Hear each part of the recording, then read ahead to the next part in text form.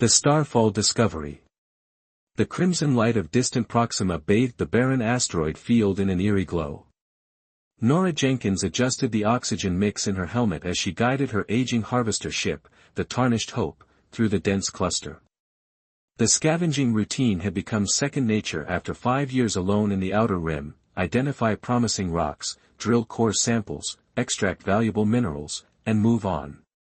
But this far out, beyond the patrolled sectors, the risk matched the reward. Mineral-rich asteroids were plentiful, untouched by corporate mining operations. It was why Nora ventured this deep despite the dangers, solitude and silence her only companions. Her scanner pinged, detecting an unusual composition in a massive asteroid ahead. Not the typical iridium or platinum that fetched good prices at the outposts, but something the system couldn't identify. "Well, that's different," she muttered, adjusting her course. As she approached, the true nature of the asteroid became clear. It wasn't a natural formation at all, but wreckage, an ancient vessel of unfamiliar design, partially embedded in rock. Its hull glistened with an iridescent sheen unlike any alloy Nora had encountered. Curiosity overrode caution. Salvage rights alone could set her up for years if the ship contained intact tech. She docked the Tarnished Hope to the derelict's outer hull and prepared for EVA. Log entry 2187, she spoke into her wrist recorder.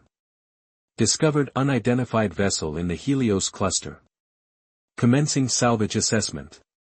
The airlock cycled, and Nora pushed off into space, tethered to her ship but drawn to the mystery ahead. The hull breach was substantial, easily accommodating her suited form. Inside, her headlamp cut through darkness undisturbed for what must have been centuries. The vessel's architecture defied human engineering principles. Corridors curved organically, branching like arteries rather than the rigid, modular designs of human ships. Surfaces that appeared solid from a distance revealed intricate lattice structures up close, somehow both delicate and impossibly strong. Deeper in, gravity suddenly asserted itself, some ancient system still functioning despite the crash. Nora's boots clicked against the floor as she moved cautiously forward, scanner mapping her path back to the airlock. Technology beyond anything in human records, she whispered into her log. Still operational after who knows how long. A soft, pulsing light drew her attention deeper into the ship's core. Following it, she entered what appeared to be a central chamber. The walls here were transparent, offering a dazzling view of the star field beyond, though the ship was still embedded in the asteroid. In the center lay the source of the light, a crystalline form approximately 2 meters long, shaped vaguely like a quadruped but with angular geometries and faceted surfaces that refracted light in hypnotic patterns. It lay partially encased in what appeared to be a shattered containment field, tendrils of energy still flickering feebly around it. Nora approached slowly, scanner extended. The readings made no sense, energy patterns fluctuating between organic and technological signatures. The crystalline entity seemed damaged, deep fractures marring its otherwise perfect structure. As she knelt beside it, the pulsing light dimmed momentarily, then flared with sudden intensity. Nora staggered back as a wave of sensation washed over her, not sound, not quite thought, but something between. Help. Pain. Long imprisonment. The words weren't heard but felt, bypassing her ears and resonating directly within her mind. "What are you?" she whispered, heart pounding inside her suit. The crystalline form shifted slightly, facets realigning as if struggling to maintain coherence. Lumix. Last Guardian. Pursued. Images flooded Nora's consciousness, vast starscapes, civilizations rising and falling, a war between beings of light and shadow. Then pain, imprisonment, and a desperate flight ending in this crash. Nora reached out instinctively, her gloved hand hovering over a particularly deep fracture in the entity's crystalline body. The creature, Lumix, trembled at her proximity. Can repair. Need energy. Safe haven. I don't understand. How can I help you? Connection. Transfer. Will not harm. Something in the creature's presence struck Nora as profoundly non-threatening despite its alien nature. 5 years alone in space had honed her instincts for danger, and this being triggered none of those alarms. With a deep breath, she pressed her palm against the crystalline surface. The connection was immediate and overwhelming. Knowledge flowed between them, Nora sensing the ancient wisdom and cosmic understanding of Lumix, while the creature absorbed her understanding of human technology, language, and culture. When the connection broke, Nora fell back, gasping. The crystalline being glowed brighter now, its fractures slightly less pronounced. "Thank you, Nora Jenkins. First contact established." She stared, realizing she'd never told the creature her name. "Danger approaches. Must leave soon. Others hunt." "Others? Who's hunting you?" A distant tremor shook the derelict ship. Nora's scanner flashed a proximity alert. Another vessel had entered the asteroid field and was scanning actively. They followed distress beacon. "Always searching. Need your help. Cannot fall into their possession." The immediacy of the threat left little time for deliberation.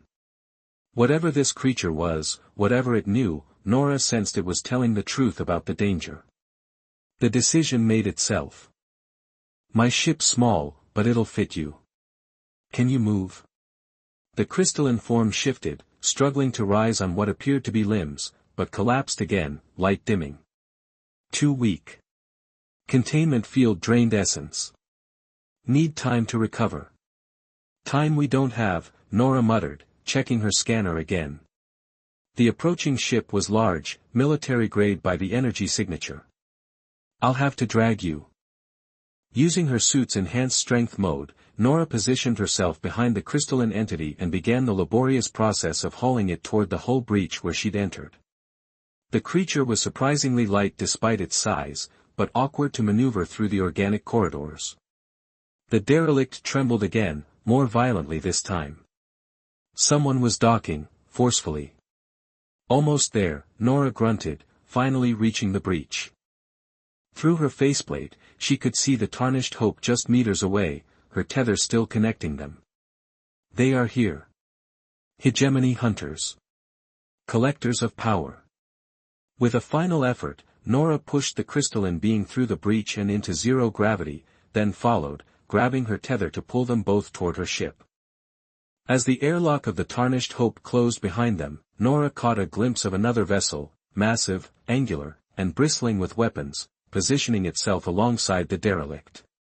She wasted no time disengaging her docking clamps and powering up engines, plotting a course that would use the asteroid field as cover. As the tarnished Hope slipped away into the crimson-tinted darkness, Nora looked back at her unusual passenger, now glowing softly in her cargo hold. "I hope I don't regret this," she said.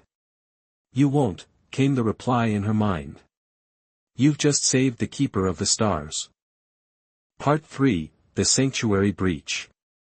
The Freehold outpost hung in the shadow of a massive gas giant, its modular structures resembling a complex crystalline growth rather than a traditional space station. Solar collectors extended like delicate wings, capturing the distant star's light, while communication arrays pointed toward the cosmos. As the tarnished Hope approached, Nora studied the outpost through weary eyes. 3 days of evading hegemony patrols had left her exhausted, sustained only by stims and Lumix's occasional energy transfers that somehow revitalized her body as well as the ship. "So this is the great sanctuary," she murmured. "Doesn't look like much." "Appearances deceive," Lumix responded. The crystalline being had slowly regained strength during their journey, its fractures partially healed and light more vibrant. Beneath the visible structure lies the true laboratory. Professor Frost values secrecy above aesthetics. Let's hope he values fugitives too. A communication alert pinged on her console. Nora straightened her disheveled appearance and accepted the transmission. A stern face appeared on screen, male, mid-60s, with sharp blue eyes and a silver beard meticulously trimmed. Unidentified vessel, this is Freehold Security. State your purpose and authorization code. My name is Nora Jenkins. I'm carrying cargo of unusual nature. I need to speak with Professor Elijah Frost immediately. The man's expression didn't change. Professor Frost doesn't take unscheduled appointments, especially from unregistered mining vessels. Please transmit cargo manifests and... Let me, Lumix interrupted in Nora's mind. Before she could respond, the crystalline being pulsed with bright energy. The communication screen flickered, and the security officer's eyes widened in shock. By the stars, he whispered. Docking Bay 4. Automated systems will guide you in. The professor will meet you personally. The screen went dark. What did you do? Nora asked. Showed him what I am. Some knowledge transcends verbal communication. Docking procedures went smoothly, the tarnished Hope guided into a private bay that sealed immediately after their arrival. Nora powered down systems and prepared the cargo sled she'd improvised to transport Lumix. Despite their mental connection, the crystalline being remained physically fragile, unable to move quickly on its own. As the airlock cycled open, Nora found herself facing not just one person but three. In the center stood an imposing figure she recognized from scientific journals as Professor Elijah Frost. His actual presence commanded more authority than his images, tall, broad-shouldered despite his age, with penetrating eyes that seemed to absorb every detail instantly. Flanking him were two security officers, their uniforms lacking hegemony insignia but their weapons no less intimidating. Ms. Jenkins, Frost said, voice deep and cultured. You've brought us something remarkable. Nora gestured to the cargo sled where Lumix pulsed with gentle light. This is Lumix. A celestial archivist, apparently. Frost approached the crystalline being slowly, professional detachment giving way to undisguised wonder. I've spent decades studying fragments, mere splinters. Never a complete specimen. The knowledge contained within is not yours to extract, Nora interjected sharply. Lumix is a sentient being seeking asylum, not a research subject. The professor looked up, surprised at her tone, then smiled slightly. Of course.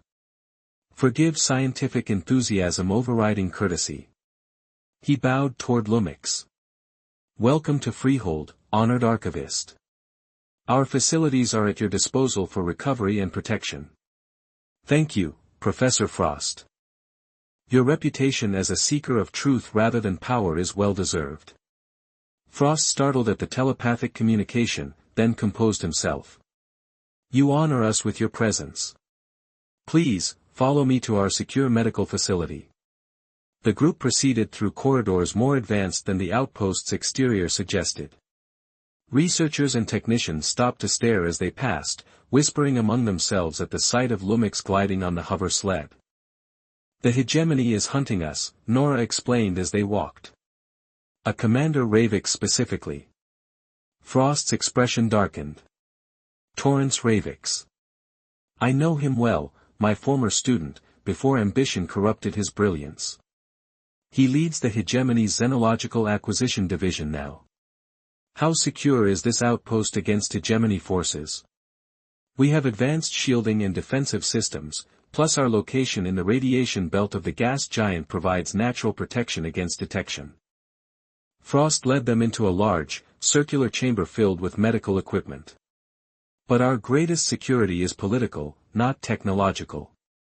17 independent systems recognize Freehold's scientific sovereignty. An attack here would trigger diplomatic consequences the hegemony prefers to avoid. Unless the prize outweighs the cost, Lumix observed grimly. The professor nodded. Precisely why we must understand what makes you so valuable to them. Medical technicians approached, but maintained a respectful distance as Lumix was transferred to a specialized diagnostic platform. Holographic displays sprang to life, mapping the crystalline being's structure and energy patterns. Remarkable, whispered a female technician. The crystalline matrix contains quantum entanglement patterns I've never seen before. The physical form you perceive is merely a vessel, Lumix explained. My essence exists partially beyond conventional spacetime. Nora, feeling suddenly superfluous among the scientists, retreated to a corner of the room. The adrenaline that had sustained her during their flight was fading, leaving bone-deep exhaustion in its wake. Professor Frost joined her, offering a steaming cup of something that smelled revitalizing. Protein blend with stimulants, he explained. Standard fare for our research marathons. Thanks. She sipped gratefully. So what happens now? Now, Ms. Jenkins, you rest while our medical team assists Lumix's recovery. Then we discuss why a celestial archivist crashed in our sector and what knowledge it carries that has Ravix abandoning subtlety. Lumix mentioned something about knowledge that could transform humanity, Nora said. Archivists don't deal in hyperbole, Frost replied thoughtfully. If Lumix says transformation is possible, we may be facing a pivotal moment in human evolution. A sudden alarm shattered their conversation, blaring klaxons accompanied by flashing red emergency lights. Proximity alert, Frost barked, rushing to a communication panel. Report. Hegemony cruiser detected entering the system, came the tense reply. Signature matches the HCS inevitable. They're broadcasting demands for surrender of all xenological assets under Regulation 7B. Frost's face hardened into a mask of cold calculation. Initiate Protocol Umbra. Full station cloak and defensive preparations. Turning to Nora, he spoke urgently. Ravix is exceeding his authority with a direct approach. Something has changed, he's desperate enough to risk interstellar incident. Across the room, Lumix's light pulsed with increasing intensity. They detected our arrival despite precautions. Ravix possesses technology derived from my kind, imperfect but functional. The station shuddered slightly as defensive systems activated. Massive shields formed an invisible barrier around the outpost while specialized jammers disrupted targeting systems. How did they find us so quickly? Nora demanded. Professor Frost's expression was grim. We may have a traitor among us. The timing is too convenient. Another alarm joined the cacophony, this one higher pitched and more urgent. Multiple shuttle launches detected from the inevitable, reported a security officer rushing into the medical bay. They're deploying boarding parties. Impossible, Frost snapped. Our shields are being bypassed somehow, sir. They're using some kind of phasing technology. Imperfect applications of archivist travel principles, Lumix stated. Ravix has weaponized fragments of my kin. The implications struck Nora with chilling clarity. If Ravix could bypass Freehold's defenses using just fragments of archivist technology, what might he accomplish with a complete specimen like Lumix? We need to move, she said urgently. Now. Frost nodded sharply. To the inner laboratories. We have emergency evacuation protocols. As technicians hastily disconnected Lumix from the diagnostic equipment, the station rocked with the first impact of hegemony boarding parties breaching the outer hull. They're really doing this, Nora muttered in disbelief. Attacking a sovereign scientific outpost. For Ravix, the rules changed long ago, Frost replied, leading them toward a concealed doorway at the rear of the medical bay. The only question now is whether humanity is ready for the truth Lumix carries. As they rushed through the doorway and into a hidden corridor beyond, Nora glanced back at the crystalline being gliding beside her. Its light pulsed in patterns that somehow conveyed both determination and apprehension. The time for hiding is ending, Lumix said quietly in her mind. What comes next will change everything. The tarnished hope shuddered as Nora pushed the engines beyond recommended capacity. The small mining vessel wasn't built for speed, but right now, distance mattered more than mechanical longevity. Behind them, the massive hegemony vessel had detected their departure and changed course to pursue. They're gaining, Nora muttered, scanning the asteroid field ahead for escape routes.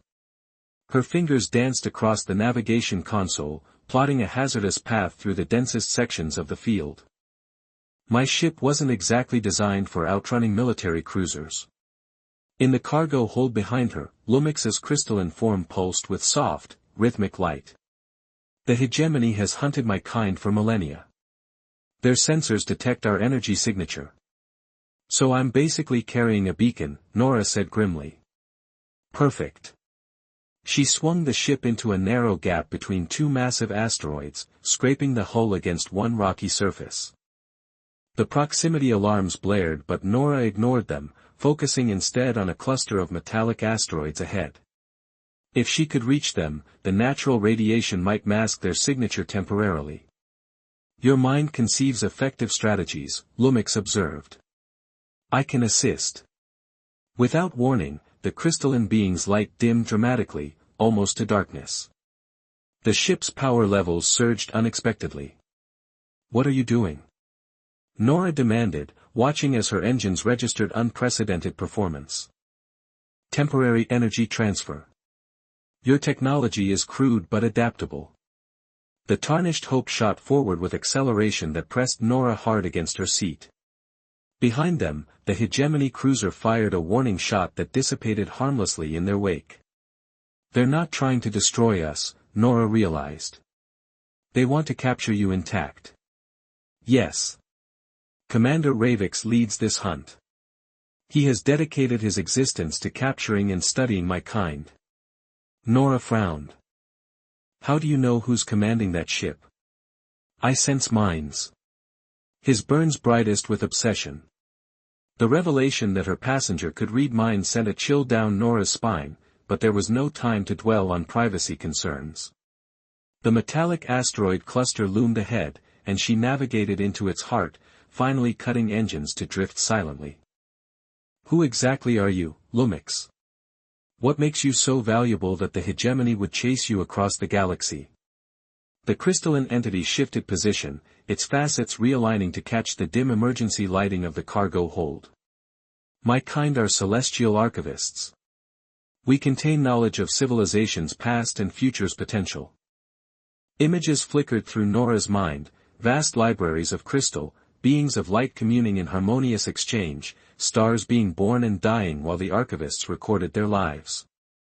Your living databases, she whispered. More than data. Understanding. We preserve not just what was, but what could be. The cosmic web of possibility. And the hegemony wants this knowledge. They desire power without wisdom. They would use our knowledge to dominate all sentient life, reshape existence to their design. Outside, the hegemony cruiser moved methodically through the asteroid field, powerful searchlights sweeping across the metallic debris. Nora killed all non-essential systems, hoping the natural radiation would mask their presence. How did you end up crashed on that asteroid? Lumix's light dimmed further, conveying what Nora somehow understood as sorrow. I was transporting critical knowledge from the archival nexus when my vessel was ambushed. Emergency protocols engaged, sending us through a random jump sequence. The crash damaged both my physical form and the navigation system. How long were you there? By your time measurement, approximately 200 orbits of this system's star. 2 centuries trapped in a crashed ship. Nora tried to imagine such isolation and failed. Her 5 years in the outer rim suddenly seemed trivial. The hegemony vessel's searchlights swept past their position, close enough that Nora could make out its designation through the viewport, HCS Inevitable. We can't stay here forever, she said quietly. Eventually they'll methodically search the entire field. There is an alternative. Lumix's form brightened slightly. I can sense a sanctuary. A place where minds like yours gather, resistant to hegemony control. The Freehold Outpost. Nora had heard rumors of the scientific colony that operated beyond hegemony jurisdiction, but had never visited. That's at least 3 days' journey, even pushing the engines. I can sustain your engines beyond normal capability for that duration. At what cost to you? Lumix shifted again, light flickering in what almost seemed like amusement. Your concern is noted. The energy expenditure is manageable if I remain in low activity state. A plan began forming in Nora's mind. The hegemony would expect them to head deeper into the uncharted regions. Instead, They could slingshot around the system's gas giant, using its gravity to accelerate toward the freehold. "We'll need to be clever about this," she said, powering up minimal navigation systems. "The inevitable has better sensors and weapons, but they're looking for a frightened scavenger running in predictable patterns. Your adaptive thinking is why I chose to connect with you, Nora Jenkins." "You chose me?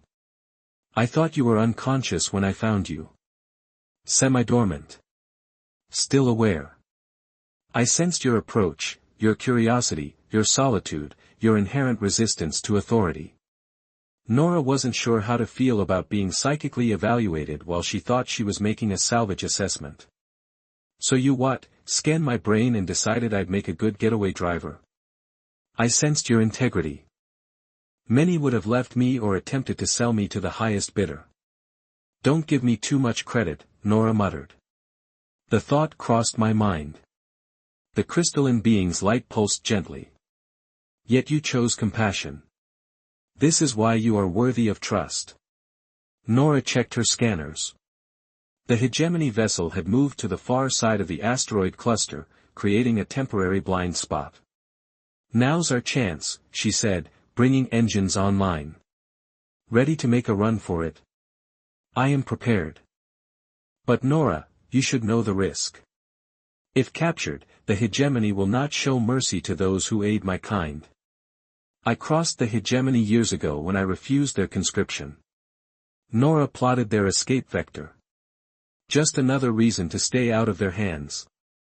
The Tarnished Hope slipped quietly from its hiding place, accelerating away from the asteroid field on minimal power. As they cleared the field's edge, Nora activated the main drives, and the ship leaped forward toward the distant gas giant. Behind them, alarms would be sounding on the Inevitable's bridge. Nora imagined Commander Ravix's fury as his quarry escaped once again. "Tell me more about this freehold," she said, settling in for the journey ahead. "Who runs it?" "Professor Elijah Frost. Former hegemony scientist who saw the truth of their ambition and defected. He has gathered others like himself, those who seek knowledge for advancement, not domination." "And you think he'll help us?" "He has studied fragments of my kind before. He will understand what I am, what I represent." The ship vibrated as Lumix channeled energy into the engines, their speed gradually increasing beyond the vessel's designed capacity. Through the viewport, stars streaked past in elongated lines. "If we survive this," Nora said, "what happens next? Do you have some grand plan beyond escaping Ravix?" Lumix's light concentrated briefly, then expanded in a dazzling pattern of intersecting beams. "What comes next depends on you, Nora Jenkins, and what you choose to believe possible." That's cryptic, even for a cosmic archivist. Some truths must be discovered, not given. But know this, the knowledge I carry could transform humanity's understanding of existence. Or destroy it, in the wrong hands.